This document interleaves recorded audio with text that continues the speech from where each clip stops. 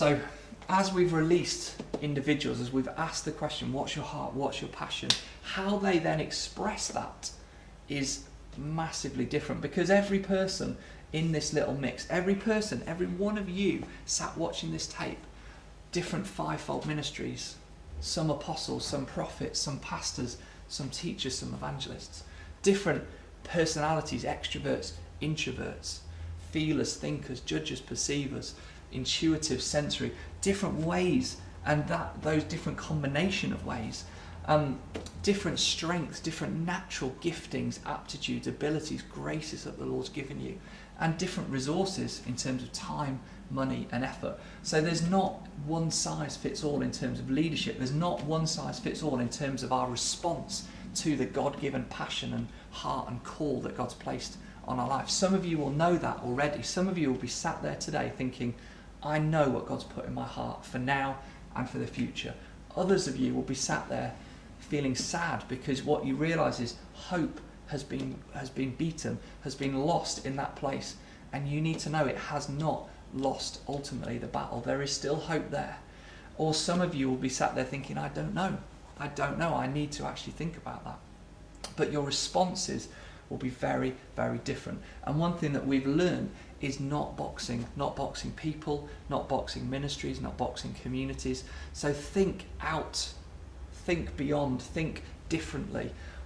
The way that an apostle would lead a community, the way that an apostle would go about a vision is very different from the way that a pastor would go about leading a community, starting a community. The kind of difference in terms of the intensity of mission and the depth of discipleship will have a different way.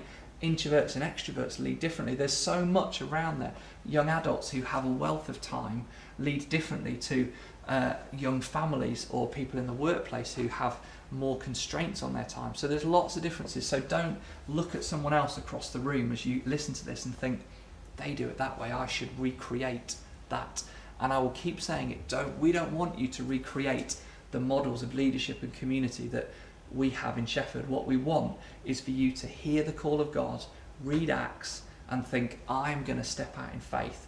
And how you do that will depend on the place you're called to, the people you're called to, your fivefold, your personality type, the resources you have, your strengths. There's so much around that.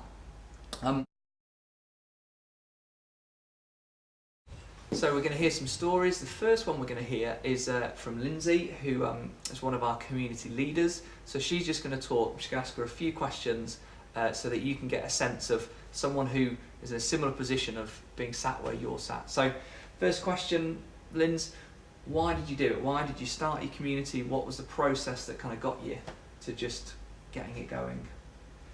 Well, we came to St Thomas about 3 years ago, having been involved in youth leading in our previous church and having had spent a few years in YWAM and Tear Fund and working with Urban Saints and that sort of thing.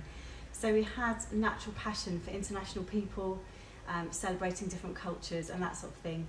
And when we came here, with it being such a student city, there wasn't any community at that time for international students.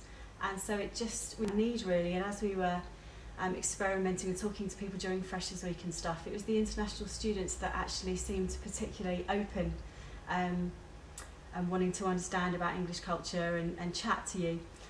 So over a period of a few weeks, it just seems that we would marry our natural passions with the need and step out in faith. And so it was basically literally just George and I with a vision to start a small group initially for international students, and it grew from there. Great, and just talk us through that process. So what did it grow into, and some of the kind of challenges and learning points as you went through that? Well, we started off, as I said, just George and I, and literally standing up in Starbucks where all the students were gathering and saying, this is our heart, we'd like to create a home from home environment for international people, and we have a passion for global mission and global justice. If you want to be involved in creating that home, or if you're international yourself, come along. So it literally started with us walking out of Starbucks with like 5 people and going to a pub and chatting to them. And then over the first 6 months we started meeting in our home, gathered around food and just I suppose setting a culture and living out our values of having an open home primarily, and getting to know people and reaching out. And even from that very first time, we were immediately looking for team, because we were just projecting ahead to how we'd like to grow this and multiply it in the future. So we had our eyes open from the beginning for potential team members. And as we identified them, we started to involve them more and more in what we do in the community and the decisions that were made, and got different potential leaders leading different parts of our meetings. So that's how we started to develop and grow team. And basically after about a year and a term of this, I think it was, we'd grown from George and I to 30 plus people as a core community, and 3 different cell groups with different leaders leading them. Where did those people come from? About 50% of our community, as we've looked back over the last 3 years and done the counting, so about 50% of our community were international people, primarily international students, but a few older ones as well. So new to Sheffield. New to Sheffield.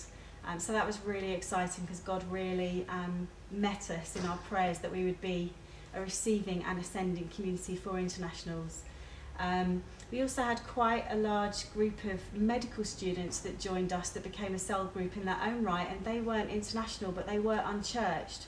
So that was really exciting. So that leader, who was a friend of theirs, took them through an Alpha course, showed Numa videos for a while, and 2 of them actually came to faith at the end of that process, towards the end of the 3rd year. So that was really exciting, and they're still meeting as a group and are being discipled. Even though 2 of them would only declare themselves committed Christians at this point, they all still love meeting, and they're all on a journey with Jesus. Yeah.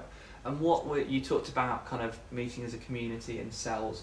What did it look like in terms of how often did you all go to kind of the Sunday celebration services? How often did you meet as a community? When did you meet? How often as cells? How did that move from 5 through to 30, and then kind of break that up? We started off meeting